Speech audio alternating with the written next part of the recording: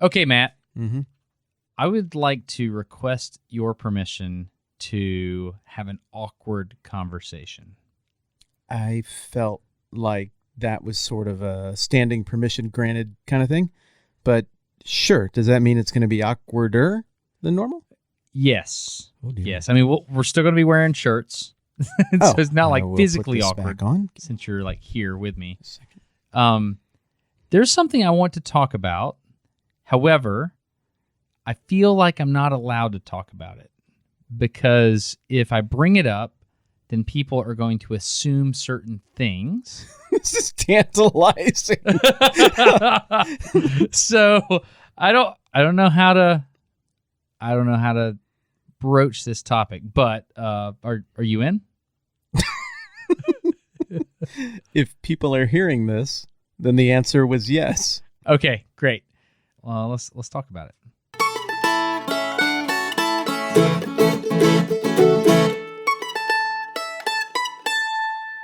Okay, so you're here physically in Alabama, which is great. Thank you. Nice And I've got this little list of things I want to talk about. And one of the things I want to talk about actually happened to you, and I watched it happen. And this is what happened. We ran out for a burger, and we went to one burger restaurant, and we wanted the food from one restaurant and the drink from the other. Yep. So we went back to the other restaurant for the drink, and we went in because I had the trailer on the truck. So we went inside to get the drink, and you graciously decided to pay for it. Thank you. Sure, yeah. And we got 2 drinks, and you got the milkshake, and we went to pay. And it was a kiosk. There was no human there. Right. Right? And you paid, Mm-hmm. and you know exactly what I'm about to say. I know exactly. Because I saw it happen. Oh, gosh. So, it is uncomfortable. It is uncomfortable. So the bill came to $10.49. Okay. There's not a human at the counter. None. You swipe, and you go to pay, and then it happened. The screen came up and said, how much of a tip would you like to give? 15, 20, 25%? Which of those percentages seems best for the service you've received? That's the inherent question that was built in. Yes. What was interesting about the situation is there was no human at the counter. Mm-hmm. No visible human anywhere. In the whole store. You could hear the sounds of humans somewhere back there. But they weren't at the counter. No. In fact, because we just ordered a drink, a self-serve drink, it said that on the screen. Yes. The exercise was we walk to the drink machine, we grab a drink. Yes. And we fill it up ourselves. Literally no human involved other than someone being paid at an hourly rate, connected the soda machine, and stocked the cups. Whoa. Are you implying that you shouldn't give a tip? I'm trying to imply that we are a long way removed from a human being involved in our process. Are you saying? I thought I was going to talk about how important it was to provide tips. And because I'm a generous person. Well, I tipped. I still did. I know, but I watched how you did it, and you did something very similar to what I did. Wait a minute, you're gonna judge the way I finally talked myself into tipping, even though it didn't make any sense. Yeah, walk me through what you did, because I saw it, and I have. So this is not a new thing. In 2018, the Wall Street Journal wrote an article. This was a lady named Jennifer Levitz, October 17th, 2018. The title of the article is, "You Want 20% for Handing Me a Muffin, The Awkward Etiquette of iPad Tipping." I guess this is the question. I am a generous tipper. I think you know this about me. Do you know this about me? I know this about you. Okay. Very generous, because I worked food services. I worked... Me too. Yeah. Where did you work? My first job was at Burger King. Oh, really? And then I did pizza delivery forever. Remember, I delivered to Mr. T, Michael Jordan. Michael Jordan, yeah, that's right. Yeah, so pizza delivery, oh my goodness. Man, that is a serious tipping job. Yeah. You know how, like, when you were doing Halloween candy stuff and you go to the one house and they give full-size candy bars? Mm-hmm. I bet there's some phone numbers when they call the pizza delivery place. They're just like, "Ooh, hotline." Well, that's what it was for me whenever M. Jordan and the address would pop up. Like, that comes off the little dot matrix printer. Ooh, I got that one. Really? No, you can take my next one. I'll just wait one. I'll take the next one. It's fine. Yeah, I gotta go to the bathroom. Just you take this one. I'll get the next one. How many times did you deliver pizza to Michael Jordan? Twice. Literally. Mm-hmm. Really? Mm-hmm. Did he tip well? Mm-hmm. Not amazing, Reasonable. but reasonable. Yeah. That's what you would expect. So he had a guy who wore a Bulls championship jacket who would always come in to the store and do carry out, and we knew that was Michael Jordan's guy. Really? And then when you'd go to Jordan's house, both times I got the guy who we knew from all the times he came in. But the one time we went, I was stupid. And I was like, oh, here you go. And I just gave him the pizza. The gates have a giant gold 23 on it. You can see like a inflatable kind of basketball areas, heated putting greens. Like, you know whose house you're at. And I just went with it. I mean, you can see like trophies right in the front door from who knows what, like Olympic gold medals or whatever he had won at that point.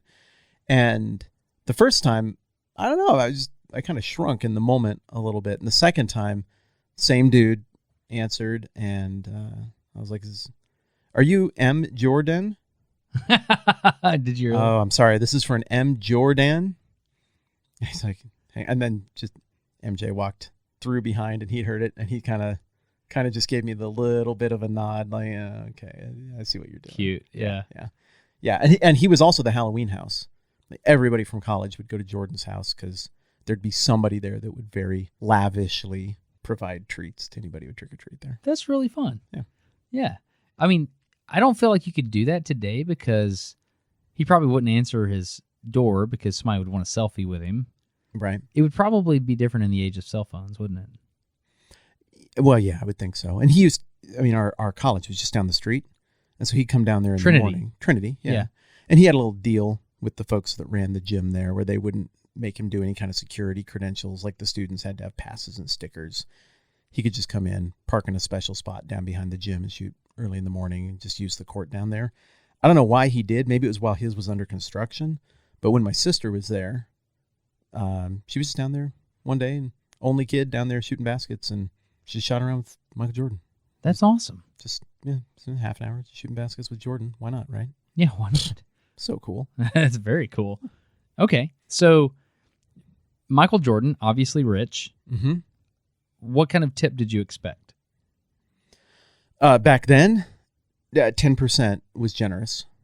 Okay. Yeah, for me, when I was delivering pizza, if you got 10%, that was great. The dine-in staff, same thing. If a table gave 10%, that was solid. But people were starting to say, like, it really should be 12.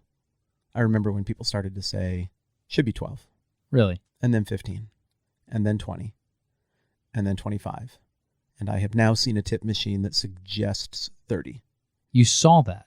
Yep, 15, 25, 30. Those were the three buttons. Or it gave me 20, 25, 30, excuse me. What was it on? Was it like a coffee or a... Yeah, something like that you would just pick up. Donuts, I don't remember. Yeah. But this is within 6 months. Traveling. I don't think it was in an airport. I think I was traveling by car when I saw it. How do you feel about that? Let me say this first. Before we get going, let me say this. I saw on Twitter the other day, this individual that I follow.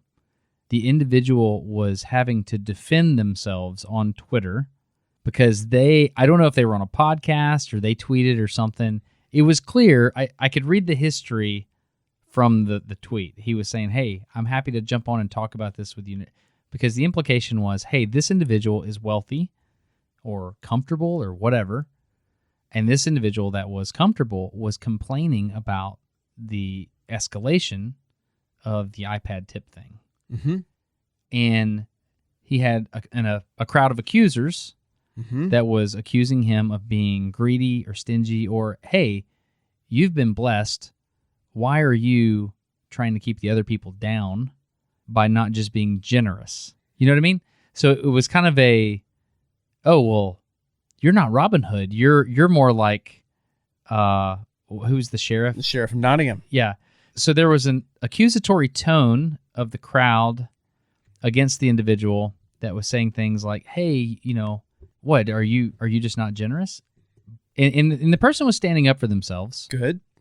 So I would say this. So knowing that, you decided to do this episode and ask me this question. Yeah, wow. I want you to be the bad guy. There's a guy I saw, he got hit in the face with a claw hammer. It hurt him real bad. So anyways, I got this claw hammer here. Could you? You know what I'm saying? Like, I think it's important to be able to bring up a conversation in such a way that's intelligent and respectful.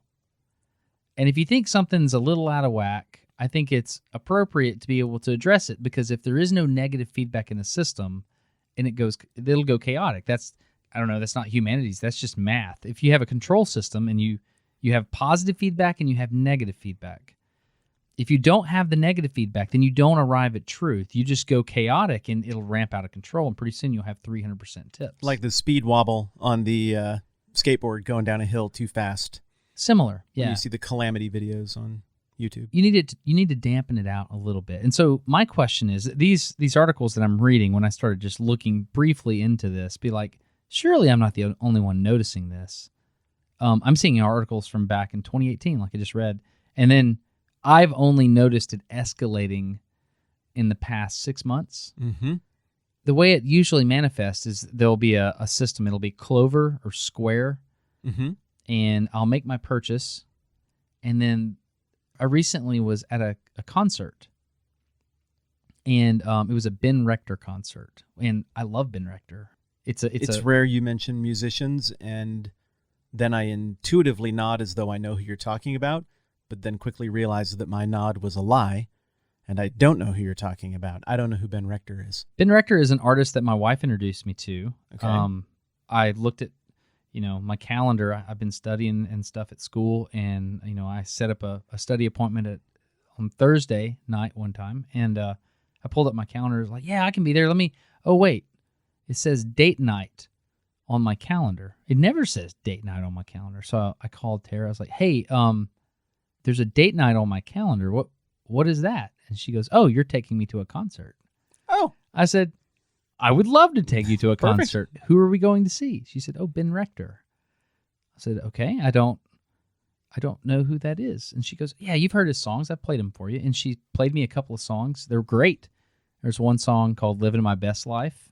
Really good. He has a large red, I don't know what you would call it, like a mascot that comes on the stage and plays piano with him. I like that.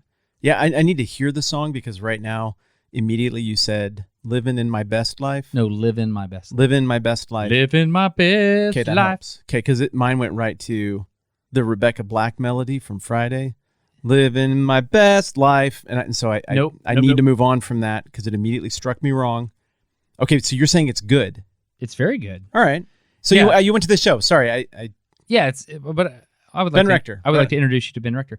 So he strikes me as a very, very, very socially intelligent person who's also a savant with music. Very impressive. Okay. He had a dude on stage that was a college kid. He's like, hey, I'm going on tour. I need a saxophone artist.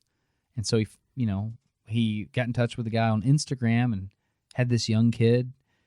And what I liked about his show is that it wasn't pretentious or overly scripted. He left spots in the show for chaos to happen, and he allowed turbulence, and it was really good. Anyway, Ben Rector. So at the intermission, or I guess it was before the show, I said, babe, let's go get you a shirt.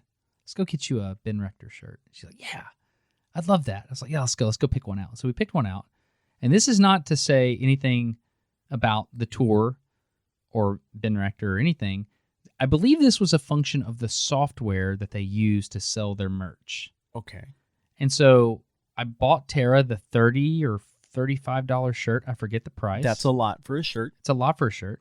But you pay a little more for merch. Yeah, you do. Get it. You're supporting the artist. Yep, I get it. And so I would like that one. Great. Hand you the shirt. Oh, we don't have that size, but we have this other one. Sure, that'll work. That. Boom. All right. Card or cash. Okay. There's going to be a question on the screen there. You just said my trigger phrase. Okay. Yep. There's a question on the screen there. You just fill that out, and then we can. Do you need a receipt? And so there's this moment where it's like, oh, you have to make a decision right now. I'm here on the other side of the iPad. You're there. Can you just fill out whatever you need to fill out in order to finish the sale? It was an expensive piece of merch. Again, I'm not saying anything against Ben Rector because he's a very socially intelligent person. I know that just from watching how he conducts himself. But in that point of sale, there was an awkwardness that I didn't want. There we go. And now you're getting to the gold. I didn't want that. Mm-hmm. So I gave a 40% tip. What would you have done, Matt? What did you say your number was? As a joke. It was 40? No. I have 41 generally on shirts. That's so funny. So what's your deal? What do you do? Okay, here we go. Let's just do it. You ask an honest question. Here's an honest answer. I am a very generous tipper unless you suck. And if you don't suck or are excellent, holy crap, I just want to make your life better. If you're a jerk and you make me acquiring the simple product that your company offers harder than it would be under just natural terms, and you got to understand, I am never a difficult customer. I am, let's make it fun. Let's make the thing happen. Let's joke around a little bit. I just want people to feel good. I don't want to make enemies. I want it to be a nice experience. Sometimes I get somebody's having a bad day or things went poorly, and if they're not up for anything and it's just, here is your thing, the transaction is complete, cool. Like, we'll still tip the way you ought to tip. Just take care of somebody. On the rare occasion that someone is just rude, awful, inept, not rude or inept, rude and inept, those two combined is my formula for, you know what? I feel gross about this and I don't want to give you money for that. That is the rare occasion that I will tip low or just not. But it's very, very, very rare. Like, generally speaking, I don't even calculate percentage. I just try to pick like what would make their day better. And then I try to do that. So, look, I'm not some anti-tip guy. No Tippin' Pippin, Scottie Pippen. Like, we all knew, we're in all the places that we worked, that if Pippen came in, it was real cool because you got to see Scottie Pippen. But we also knew you weren't getting nothing. Really? Yeah. Yes, everybody knew because all my friends, we all worked in the service industry in this real high-end North Shore suburb of Chicago.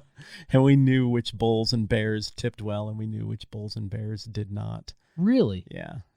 It was just a fun quirk about being a kid at that time in that place. And it wasn't like nothing mattered. I mean, this is championship city at that point. The Bulls just won every year. And so it was huge. I mean, they were nobility, royalty. So I don't want to be that guy. Like, as a kid, I had that formative experience of like, this is what it feels like to get stiffed or whatever by somebody. So I don't want to do that. There. Now I've said my thing. That's my virtue signal. Here's how I feel about the tipping. What tipping? The iPad tipping? No, I just mean tipping in general. Yes. What's getting out of control is the whole structure. It's a dumb way to pass along the cost to the customer. Almost as dumb as the IRS being every year like, hey, you owe us money. And we know how much. It is a lot. And you're going to have to figure out what we know that number totally is. We know. And if it's wrong, we'll know. So tell us what you think it is, and then we'll tell you if you guessed right. Like, it's just, I don't like the system. It's not, I don't know. I don't have a proposal for a better one. I don't want to get into taxes. I don't like that dynamic that creates between us and the government. That isn't a good vibe between us.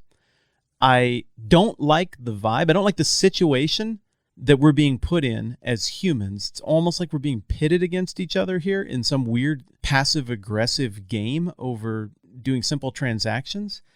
I don't know how you change it, but I'd rather just pay more for the menu items and remove the expectation of tipping altogether. And that's just how it is. It's just all, like, I don't know, it's taxed. It's all in your check. It's all just right there. And everybody just gets paid better, and it works. And then maybe my hamburger costs a few dollars more or whatever to cover that. I don't like the way it's, well, we know what our employees should be getting paid, and we know the number. Now you figure it out, and we'll let you know if that was right or not. I don't like the dynamic. That was bad just on its own in the primitive days of tipping when you just wrote it on a receipt, and that was that. It has become worse since an electronic intermediary is going to, quote, ask you some questions. I hate the script, brother. I hate Okay, here I am. I'm going to get one donut and a small orange juice. Cool. It's just going to ask you a few questions. Would you like to donate $5 to St. Jude's? Children's Hospital helped us out really big time once. Yeah, I better do that. Are you signed up for the rewards? Okay, just I don't know. How do I cancel I don't want to do it. Oh, just put in your phone number to cancel it. No, Right. I don't. No, Right. You're not understanding. It'll just hit your last name is fine. Your zip code. No, I don't. I just want the donut and a small orange juice, and this has to be fast. Okay, well, let's back up here. Okay, St. Jude's. Yes, I still want to do that. No, cancel. I don't have a rewards. No, you can't have my phone number. No, you can't have my last name. Okay, great. Tip. Okay, do I want to do a 15, 20, or 25% tip for handing me the donut from that rack? Well, I'm going to level with you. The tip I want to give in that situation is 0, because that is not a tippable offense. Tippable activity. You know what I mean? Yeah. It just isn't. And so it's not just that the number keeps creeping up, which I get because we're all getting shafted by awful financial policies and inflation. I get it. But I'm also frustrated that tipping is leaking into other activities that just simply aren't tippable activities. It isn't. That's a small bottle of orange juice that got packaged in some other country and a donut someone else made. And then you took them off the shelf and handed it to me. I don't want to pay another 20% on top of that. That doesn't make sense to me. You should get paid a reasonable wage you agree to, whatever that is, whatever your make sense number is between you and your employer. I don't want to pick up the difference in that manner. But if it's just the price tag, well, okay, I might have a gripe with some invisible shop owner somewhere who I'm not going to talk with. I might have a gripe with some corporation somewhere who I don't get to really negotiate with. But they're gone. They're not present. I don't feel human tension that frays the fabric of society and community because they raise the prices on their things to pay their employees better. Like, we're fine. I might grumble that the price is more, but also, I get it. The world is what the world is. But that iPad frays the social fabric of my community because now we're using a robot excuse for a passive-aggressive thing. It's going to ask you some questions. We both know what the question is. The question is, how much free money am I going to give you for handing me that donut? And it's not how I want to do it. All that being said, I know you to be a gracious person. I've seen that happen many, many times. And so what would be your proposal on a way to, in a moment, I'm not saying that we shouldn't tip. I'm strongly saying we should. We should. I'd be open to another system where people get paid fairly and well without tipping as a model. Have you ever shopped at a in the absence of that, let's tip. Have you ever shopped at a Publix grocery? In the American South, there's a grocery store called Publix. Yeah. They have a very good deli.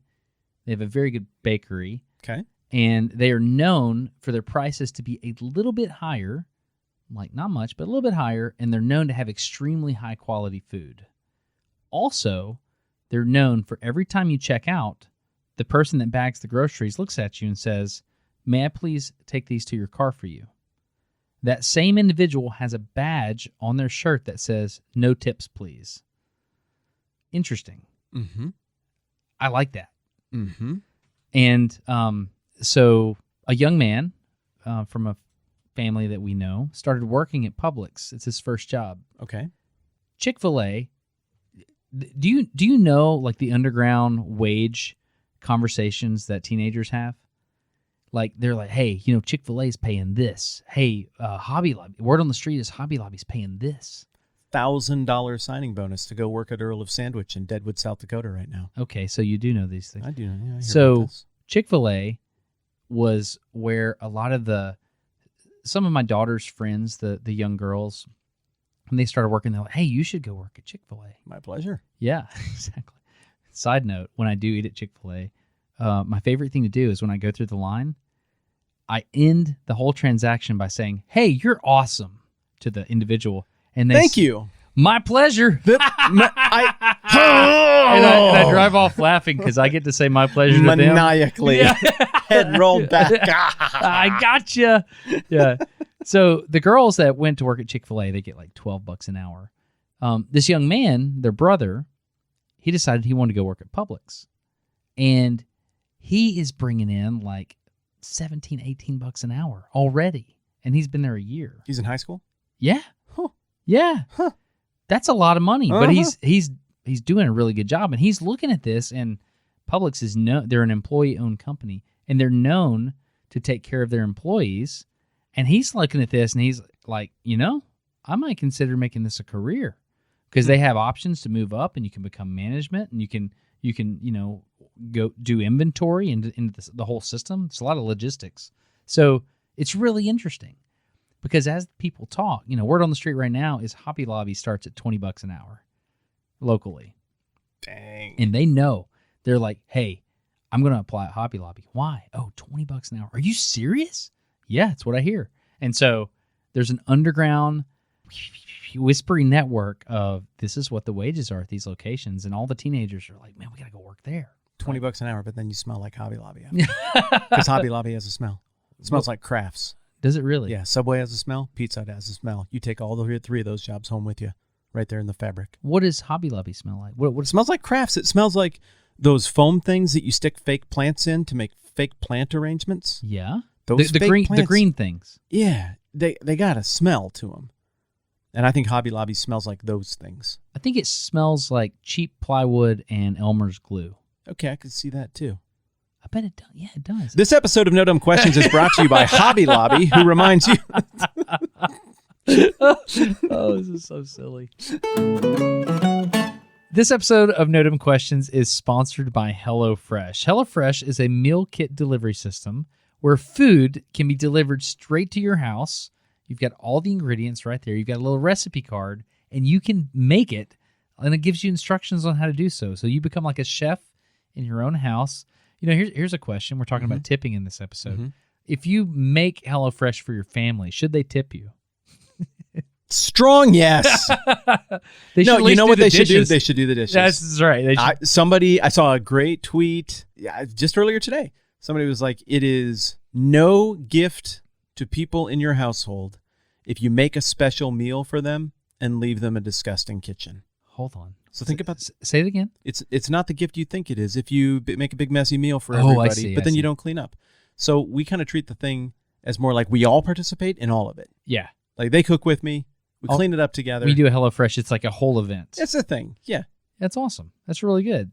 So if you want to try out HelloFresh, go to HelloFresh.com/NDQ16 and use the code NDQ16 for up to 16 free meals across 7 boxes and 3 free gifts.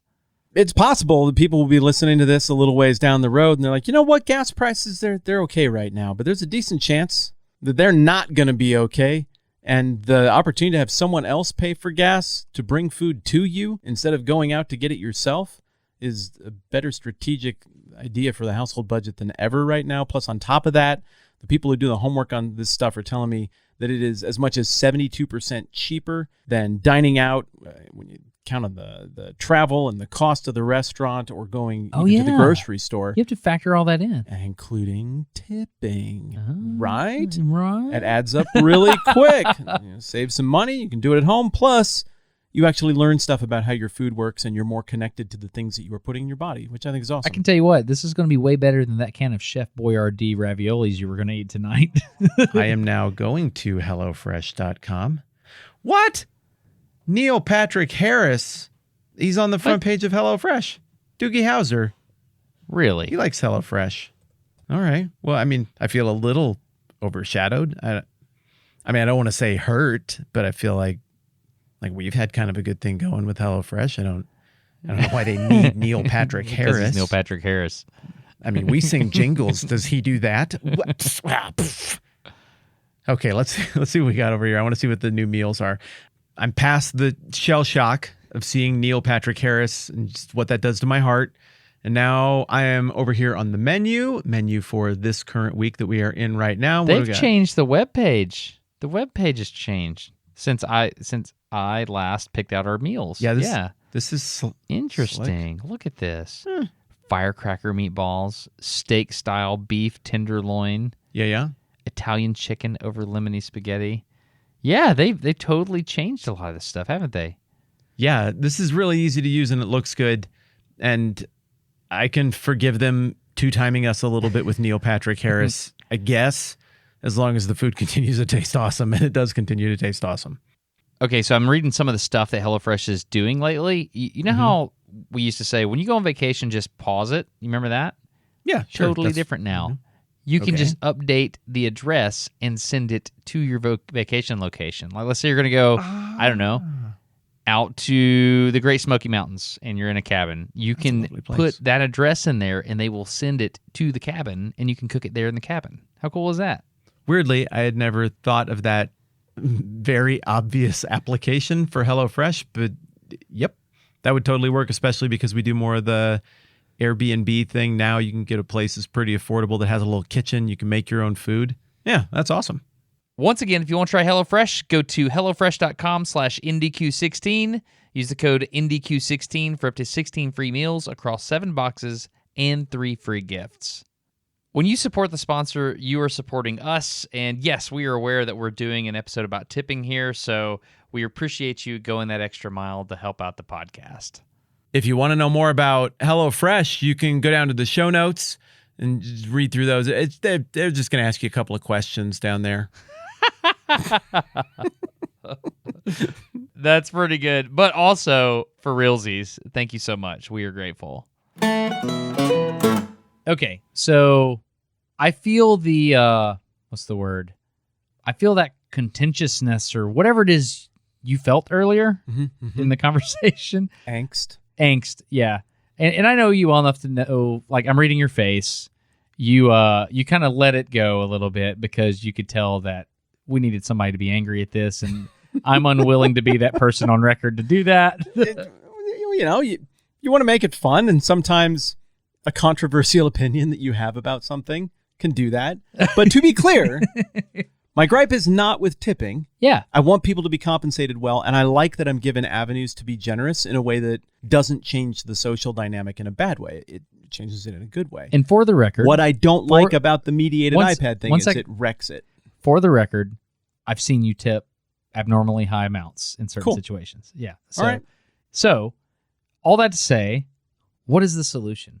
Like, how can we constructively provide negative feedback to such a system? Let's say you're a small business and you sell. Let's see, what are you going to sell? You're going to sell. Let's just use the donut thing. Okay, great. So you get donuts in the morning, and then you're selling one donut at a time. And the service that you're providing is getting the donut out of the case, handing it to the person in a napkin quickly. That's the value proposition. Yeah, the whole exchange takes 30 seconds to a minute. It needs to. Okay, so let's say you, as a consumer, you go up and you rightly assess that this is really not a tippable service. What do you do? Let me tell you something that there's this Schlotzsky's I like to eat at. All right. And if I got a few minutes and I want a sandwich, I really like their hot sauce. It's great. I have a bottle in the fridge. Okay.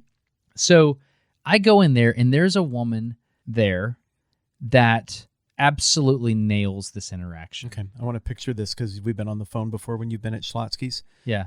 Describe the waitress. So the restaurant is owned by a family from India. Okay. And the lady that works there is the woman that usually takes my order. She's African-American. Okay.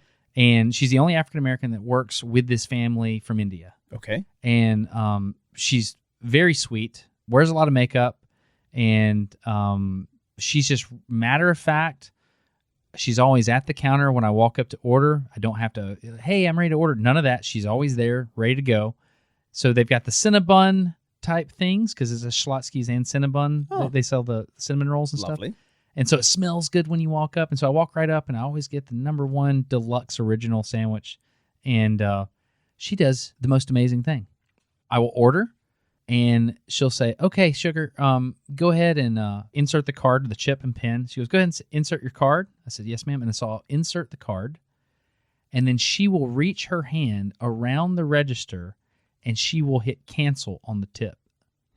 So it pulls up a thing and says, do you want a tip? She hits cancel before I can even read it. She's done that 3 times. Why is she doing that? I asked her. She wants tips. I said, why are you not going to let me tip you? And she said, sugar, I do this all day long. I don't like it when that asks me that. So I figured you don't like it when it asks you that. So That's true. let's just move along. Huh. And I was like, you are a genius. But I want to tip her. Now I do. I want to give her all my money. Well, yeah, like if someone is making a sandwich for me, I want to tip them. Whether it's a chain She's not actually making the sandwich. She is running the register, and she's doing it exceptionally well. Okay. And so she is being very, very efficient, because there are people that when they take your order, they get it figured out, and they are very exact communicators. They anticipate the next question and the answer to it, and they're just really good. She's one of these people. And the fact that she says, boom, she cancels the tip before I even get to look at it. And I think the way the system, it's a card system. It's not an iPad. I think it's like $1, $2 other. I think that's how it works there. And so, but she cancels it. And then I get my sandwich, and I keep going back to that Schlotzsky's over and over and over. She has eliminated the awkwardness for me. And I don't know the lady's name, but I really like her. And, I'm slowly developing a casual business relationship with her. Right. And so I don't know, that's an interesting way that she handles it from the other side of the counter. Now, my question is, from the customer side of the counter, if you feel like a tippable service has not been provided, what do you do? Do you absorb the awkwardness? I saw what you did at the burger joint where we got the drink. What did I do? You said other. You reached up and you typed other, and I grinned in my heart because I knew I was about to bring you back to these microphones and talk to you about this. Dang it. So you clicked other, and then you realized I was sitting over your shoulder. Nope. You've been accurate so far, but nope. Go ahead. Okay. I don't know if you took that into account or not. Didn't. But you started typing in, and you said, you know what? Forget it. And then you typed, you hit the 15% button. Yep.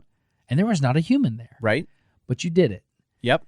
And you hit 15%, and that $10.40 transaction for 2 drinks and a milkshake went up to whatever it was. It went up to 15 and something. And then we sat there, and we had to go ask for a cup because there were no cups. Yes.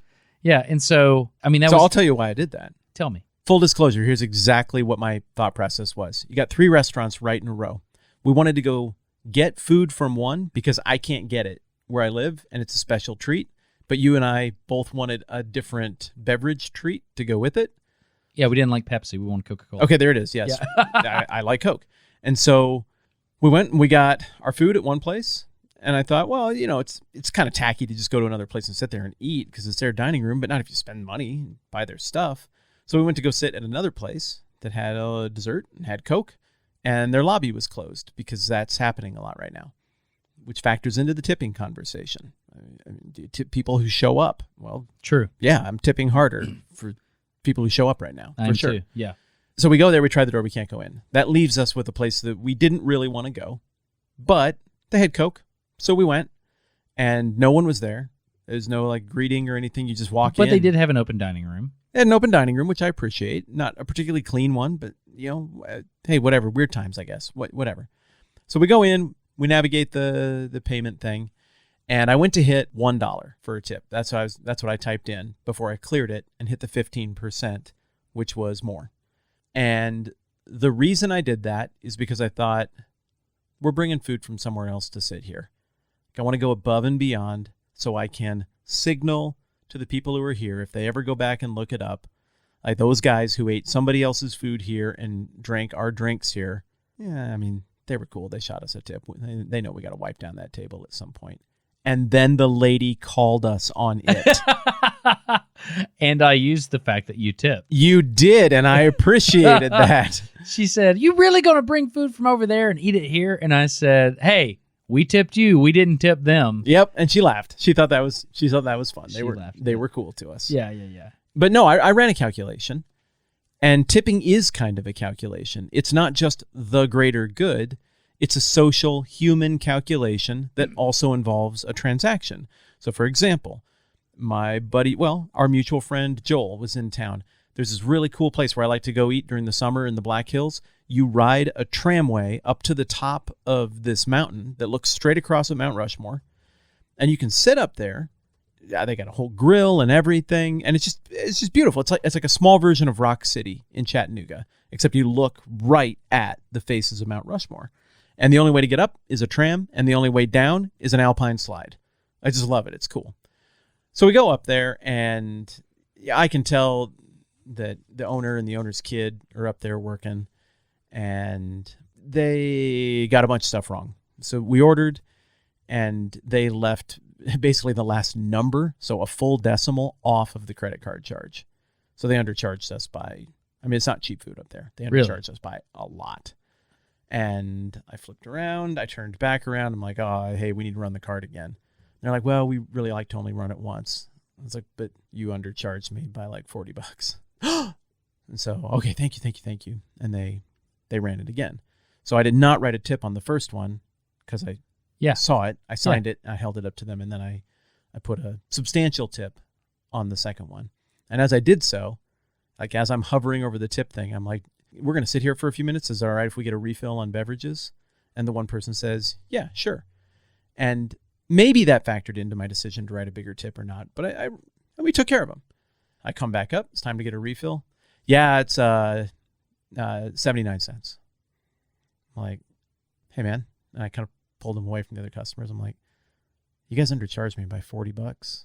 And I caught it, and I had you repay. And then I wrote you X number of tip and asked if we could do a refill. Like, could we just refill it once? And he's like it's like he snapped out of a trance. It's like he went from whatever he was doing to a human. And he's like, oh yeah, I'm sorry. And he just gave me like 3 ounces of soda. It was a tiny cup. It didn't matter. Yeah. And I felt like, okay, all business is a negotiation to some extent. And maybe the tip is a little bit of the part of the negotiation. I'm okay with that. I think that's a good function for tipping.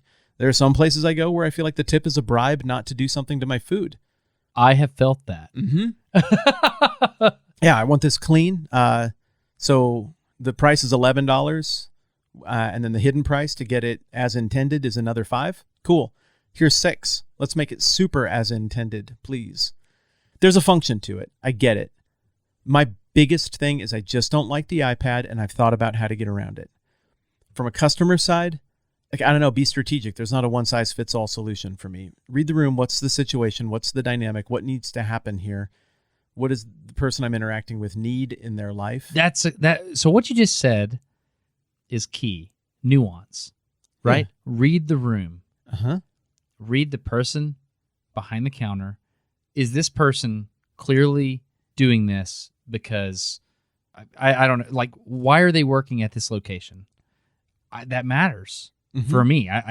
What is this person doing? Is this extra pocket change? Is it? I don't know. I'm not rich. I can't give everyone $10. Yeah. Like I can't give everyone on earth $10. It'd be cool. I'd love to give everybody $10. But there have been times in my adult life when I didn't have $10. Not like to give, like at all. Like I've experienced that in my adult life. Abject brokenness. From my investments didn't work out. I bought a house and it didn't work out. I had to write a check to get out of it. I didn't have any money anymore when I was a young man. It was terrifying. So I simultaneously have to take into account that I have limited resources, but I also know what it feels like to be totally up a creek. And you're trying to battle back out of it. And right now what I can do is this job, and that $5 tip instead of a $2 tip actually makes my life better. So I got my antenna out for that because I care about that and I'm empathetic to it. That said, the iPad puts us in a bad spot. It eliminates that point of connection, or it strains that point of connection between me and the other person. So what I would love to see is something more like this. Instead of the very passive, borderline passive-aggressive, it's going to ask you a few questions. That's just disingenuous. And I know employees didn't come up with that script. Bosses did. Hey, bosses, if you're listening, I hate that script. I think a better script is just go through the front door. Here's what's going to happen. If the thing is going to ask you to donate to a children's hospital, say, we ask you to consider a donation to St. Jude's Children's Hospital. It helps kids who are facing death and need expert treatment. We understand that $5 goes a long way. We give it all to them. Done. That's great. Right through the front door. On the tip side, so you're going to swipe it, and then immediately options for tipping is going to come up. You can do that if you'd like to, but we're just glad you're a customer either way. Like just something like that. Just something that says you're welcome to. Of course it's helpful. I'm an employee. Of course I want a tip. That makes my life work. But just speak to what it is. But the machine creates this social. So if I understand the The thing that bugs you the most is when they say, it's going to ask you some questions. I hate that phrase. Okay. Yes. Yeah. I think what it is from the other side of the counter, it's like, hey, this is awkward for me. Yeah. I didn't ask that to be on the machine. Yes. And so it's not my fault. It's that machine's fault. I think that's what's happening. Yes. But I know that script is corporate. Is it? Yes, I know this. Really? In most cases, that script is corporate. I have asked in ways that involve people I know and not putting people on the spot. So something like, let me try another run at this. A thing you could say. You'll be shown an option to tip if that's something you want to do. Or we accept tips. If that's something that you want to do, it'll give you an option right there. Like just something like that. Because I am wondering if I'm going to have the option to tip or when. And when I go to other countries, if I don't tell them in advance, I'd like to add a tip, please add $15, and they swipe the card, I can't add it if I don't have local currency. You can't write it on after the fact with the way credit card transactions work in a lot of other countries. So I'm wondering, it is a service to me to address the question of when the tip part of the exchange happens. That could be useful. I want to play a game with you. I'm ready. So I've got a list of services and things that are happening around you. Okay. Let's say you're going to a different city and you're going to attend a wedding. Okay. You're going to do several things along the way to this wedding. Okay. And I just want to just kind of explain the relationship of all the people you touch. And I'm making this up as I go. Love it. Okay. So you get to the airport and you get ready to check in to the airport. Okay. And there's an airport curbside check-in. And there's a person there that gets your bags, and they take the bags over to the carousel thing. They check you in and all that. So you tip those people? Because there's ambiguity about tipping, I don't do it, and I go inside to the line. Okay. Yeah. I will choose a less convenient option at times if there's ambiguity about tipping, especially when I don't carry cash. Back in the days when I had cash, like, I don't know, here's a couple bucks, you can tell me if you're allowed to take it. Now that I don't have it, I just want to avoid making that person feel like they got stiffed if you are supposed to tip, so I just go somewhere else. You get out of the car and you say goodbye to your Uber driver, and a little thing pops up on the phone. Yep. As you're going in. Yep. To tip. Do you do it? Not automatically. Yeah. What's your decision tree there? It depends on the service entirely. Okay. Like Uber is very service dependent. We got a ride with a guy who just regaled us with awful things on a recent trip. He just said awful, awful stuff about really anyone and everyone. And I got done and I just thought, nah, you got paid. I don't want to tip you. You made that miserable with your mouth. What about the person that picks you up, looks at you as he picks you up in the Uber, and he's like, "You Matt? Yep. You John? Yep. Cool. Hop in. We're going to 17 East Lansing Street, right? Yep. Okay, cool. I'll get your bag, sir." Puts the bag in, starts driving. It's a 30-minute drive. Doesn't say a word to you. Absolutely. Yeah, I tip that person every time. You tip that person a lot, right? It's great. If that person doesn't say, the less that person says, the more you tip, right? Yeah, maybe I'm in the mood to chat, and it seems like Uber drivers understand that, like, hey, sometimes you're going to have a conversation. Other times this person needs the brain space. This might be the only window they get before they arrive at the thing where now it's a crush for 2 straight days. Yeah, if you drive safely and are within the normal boundaries of respectful to other people on the road, whether we chat or don't chat, we're good either way. I've had a few Uber drivers who just talked themselves out of a tip by saying just truly terrible things. So you go in, you're going through the concourse or whatever, and you've got to change from one concourse to the other, and you get in one of those little tram things. It goes from one concourse to the other, and you hop in the bus, and you go from here to there. Mm-hmm. Do you tip the driver? If there is an obvious container for tips and I have cash, yes. Okay. If not, no. DIA, Denver, my home airport, I think it has signage that says no tipping allowed.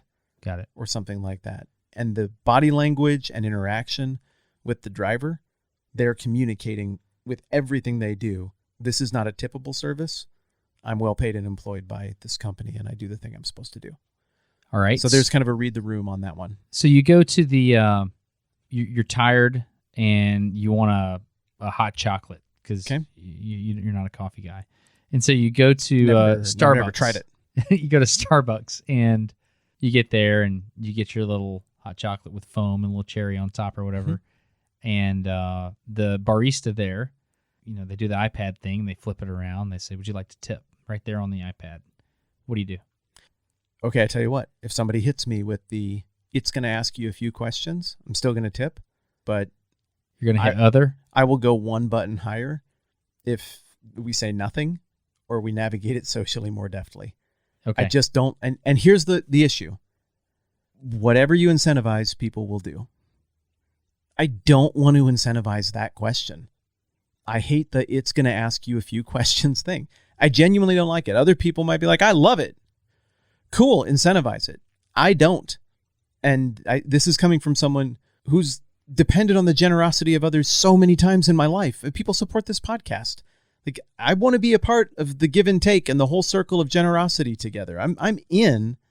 It's that threatens the circle of generosity. That dehumanizes. I just figured it out. What? I just figured it out. The word. The word that makes it painful. Guilt. They're going to guilt you into tipping. Is that it? No, I'm sorry to rain on your discovery parade, but no, that it's the dehumanizing of the exchange. That's it. I don't want to tip you because it is a thing that occurs and robots make it happen. I want to tip you because you're Kelly. Right. You're Kelly. You have the red hair. You just got engaged. I asked you about that. You're clearly excited. You're friends with these other people. You're joking around with your coworkers. Like, I don't know, you're a human and you're in a moment in life, and I'm overlapping in a way where I just came to get a coffee, but also, you know what? Here's $5, which represents like a 90% tip on this one little item that I got. And it gives me a way of very humanly, between me and Kelly, who's at the front end of adulthood and excited about life, for me to be like, hey, blessings on you. Go get them, kid. I hope it goes great. Like, that's what I want it to communicate. I don't want to have that interaction with an iPad. Let me tell you the largest percentage-wise tip I can remember giving in recent memory. Okay.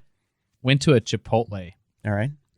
And my buddy's like, hey, man, let's go to the Chipotle. The burrito guy might be working. Mm. I was like, what? He said, I don't know how to explain it, but he's just a really cool dude. I was like, okay, let's go get a burrito. I don't know, whatever. We walk in the door. Young guy behind the counter points at my buddy. He's like, hey, it's burrito day.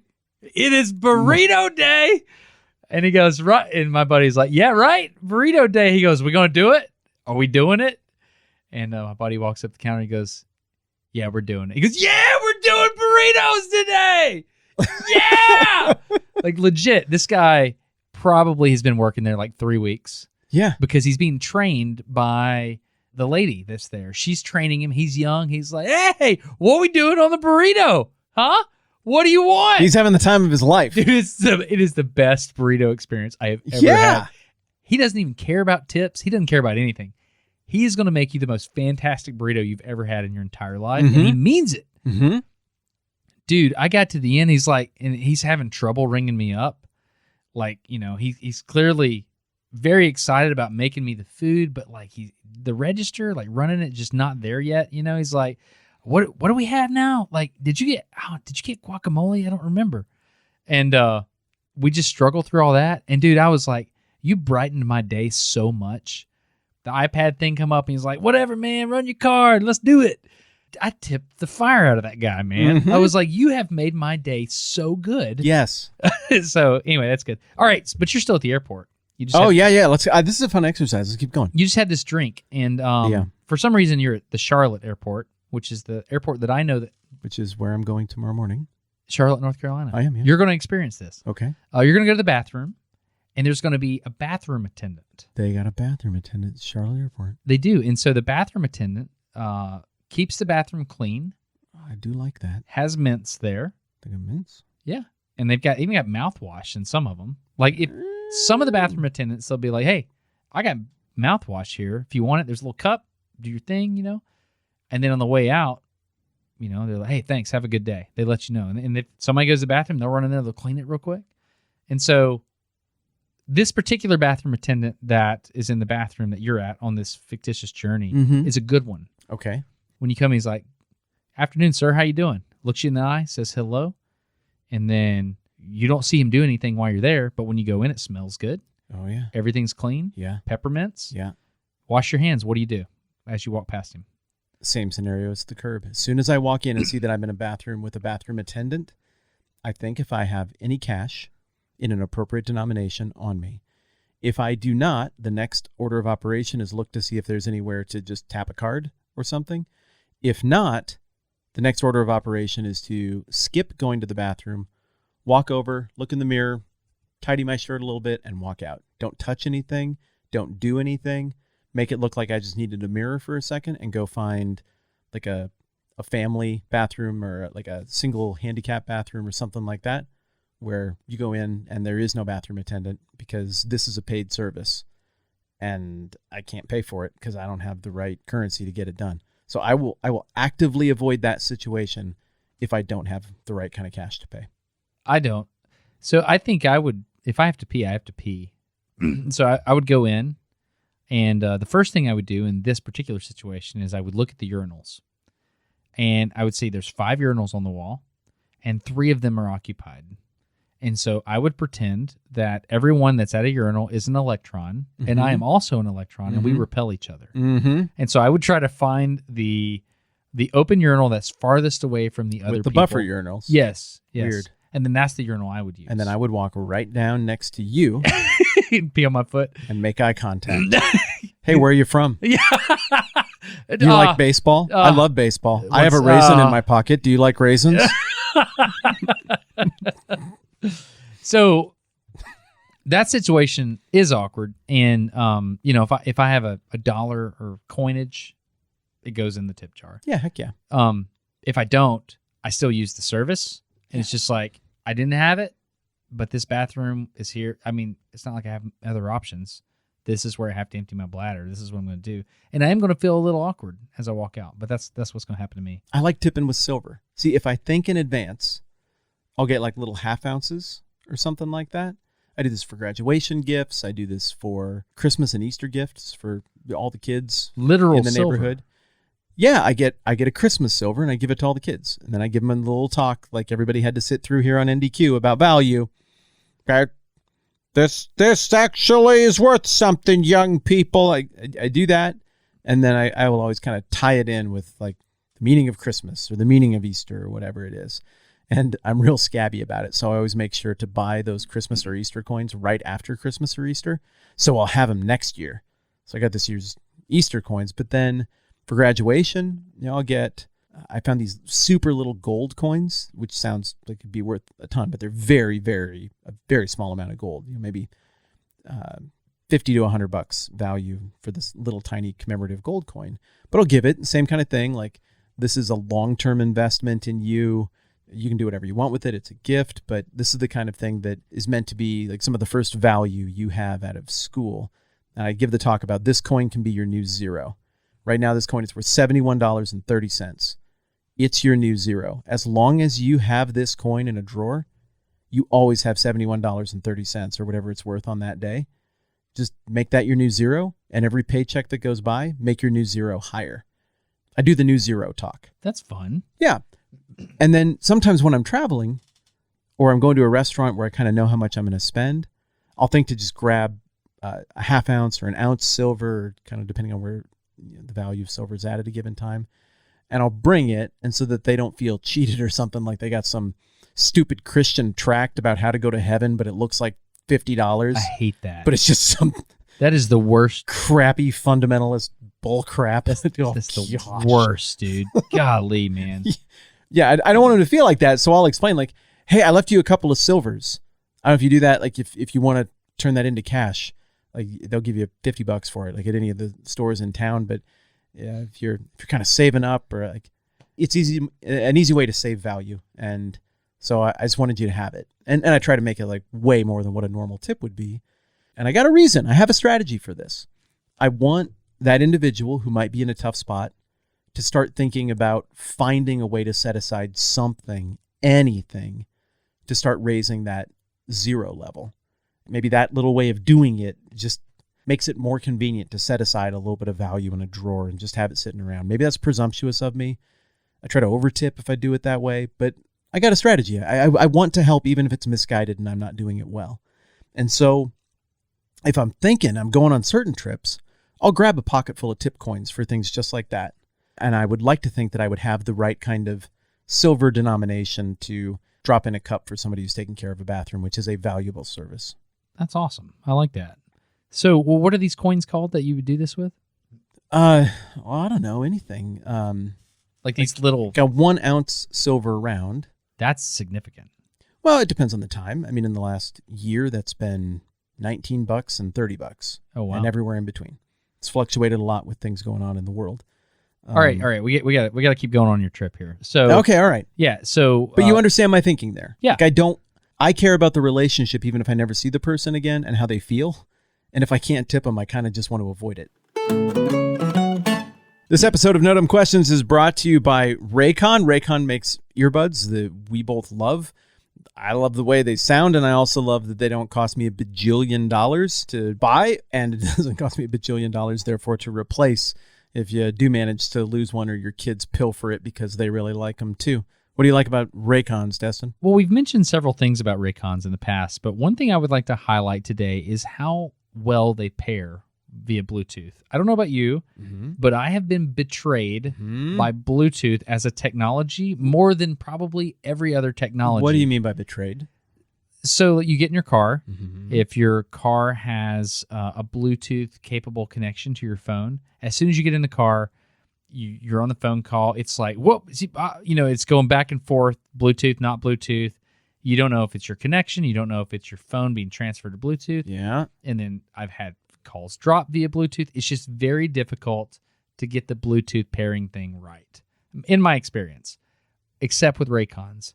Raycons, once you pair them once, you can even label, in your little Bluetooth settings things. I say, hey, Raycons, white earbuds.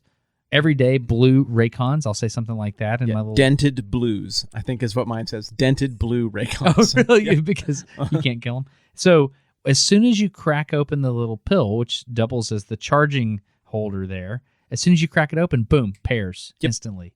And it just works. Yep. And so I don't know what they did, but for some reason, Raycon figured out how to get Bluetooth pairing to work well.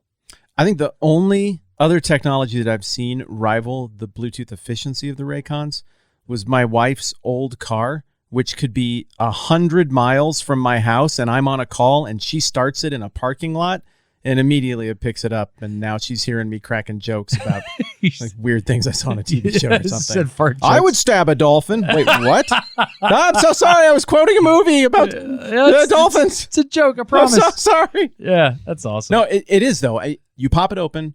It works. You push the button the number of times it says to push it to achieve the functions that you want. And it does that every single time. For me, just the reliability and the predictability is what makes it part of the everyday carry. So if you want a pair of Raycons, you can get them by going to buyraycon.com/NDQ for 15% off your order. So if you want to try out the Raycons, you can go to buyraycon.com/NDQ for 15% off your order. Again, thank you so much for supporting the sponsor that helps make the podcast go. So you went to the city that what city do you want this fictitious wedding to be in? It's in Winnipeg. It's in Winnipeg. So we're in Winnipeg now. Great. I didn't tip the customs guy. No, didn't tip the customs guy. Not at all. I tipped him several $100s that were barely visible out the side of an envelope. Exactly. So you show up at the hotel. Great. Bellhop, get your bags out of the Uber. Actually takes them to your room. While you're checking in and all that kind of stuff there. So you get up to the room, and the bellhop's there with your bags. He walks in, gives them to you. What do you do? Okay, that's happened to me like twice in my whole life. I haven't thought about this one very much. Well, I mean, hey, this is happening in real time. You have to make a decision right now. Yeah. If I have the denomination to tip him, I give it to him because that is a tippable service. If I don't, I say, I'm not carrying any cash. Is there a way to put a tip for you on my bill? Can I call down and do that? Nah, don't worry about it, man. And that's what they do. They wave you off. Don't worry about it, man. It's all In which good. case I would say, yeah, I appreciate that, but is it possible? Like, is there a way for you to get that? I'd like for you to get something for helping me out. And if they say, no, it doesn't work, that's okay. Yeah. Then I take them at their word, and that's that. And if I can come up with some cash in the next day or two and I see him again, I'll try to get that guy back. But I'm not used to staying at places that would have a bellhop, so I don't anticipate it. You get it checked in. You take your power nap that you take when you get to the hotel. Sure, yeah. You shower because you flew and it's weird and you're tired, but you're starting to get hungry before you get to bed. Yeah. So you decide to take your rental car Yes. out to get something to eat. Oh, by the way, when you got your rental car, somebody brought it around to you. Don't tip that person. No. Okay. So you go to Sonic. Okay. Because Sonic's good. And you go and you get some cheesy tots. A maple syrup mousse dipper. You get a maple syrup mousse dipper, and you get some ocean water for a cherry limeade. Just like they love there in Canada, those maple syrup mousse dippers. And the person brings your food out to your car there at Sonic. Yeah. It's a fast food restaurant, but they brought it to your car, and they say, okay, your bill is $10.74. What do you do? I don't think I usually tip at Sonic. See, I don't know if do. that's right. See, I do. But but I always go through the drive-thru. I haven't done this scenario in. Oh, you don't do the pull-in thing. No. So when I pull in, you don't tip in a drive-thru, right? I do not tip in a drive-thru. But when I pull into the thing and they bring the food to my car. Yeah. So if they bring it to me. Yeah. Like pizza, for example. I recently got carry-out pizza, and I went in to get the pizza. Okay. So I did not tip. Right. You did the getting. I went and did the getting. I drove my car to the drive-thru. I actually think I did. I gave like $1 or something, but they didn't have to do anything, right? But I was like, I'll give you $1.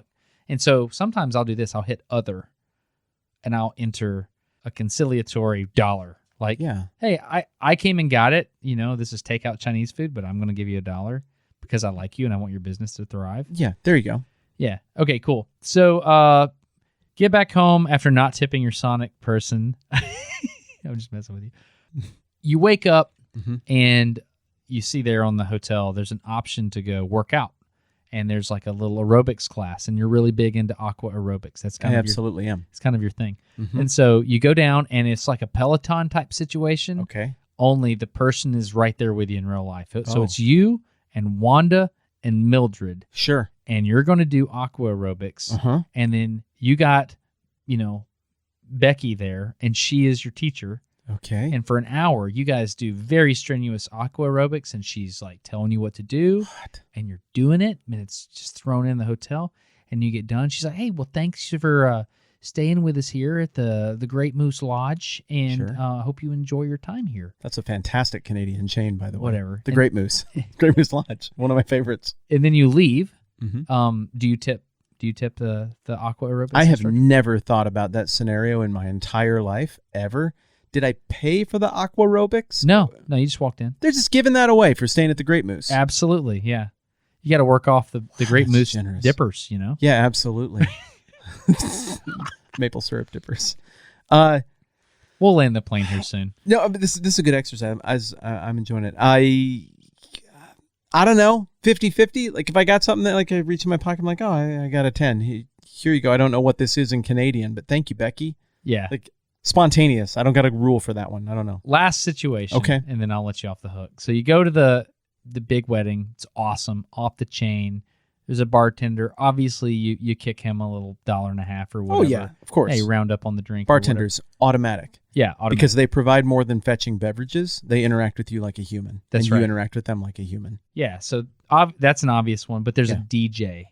Dude, this DJ, off the chain. Does he play my favorite song? He plays all of your favorite songs. What? Yeah. Careless Whisper. Yeah, he plays... Just when I thought I was never going to dance again. Yeah, I know. He plays all of your favorite songs. Okay, yeah. And people aren't really dancing. They're just not really into it. He's got a little tip jar up there. There's probably like some kind of Royal Mounted Police conference at the Great Moose Hotel that day. Before you leave, do you go up and throw something in the tip jar? Yeah, I think so. If the DJ's fun, I always tip DJs. Yeah, I think that would occur to me, but also like sometimes it just doesn't occur to you.